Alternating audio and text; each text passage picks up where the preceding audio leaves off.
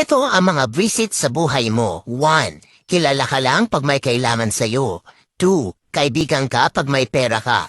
3. Kahit nabigyan mo na, madamot ka pa rin. 4. Masama ang loob pag hindi mo napagbigyan.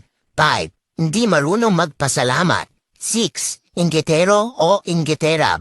7. Nagtatago kapag siya meron. 8. Hindi natutuwa kapag kumaangat ka.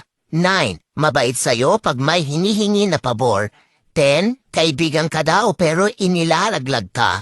11. Nag-e-imbento ng kwento sa ibang taong kausap para mapagtakpan ang masamang ugali niya. Kaya lagi mong tatandaan na ang pagiging mabuting tao ay hindi basehan sa kung ano ang natapos mo o anong relihiyon mo.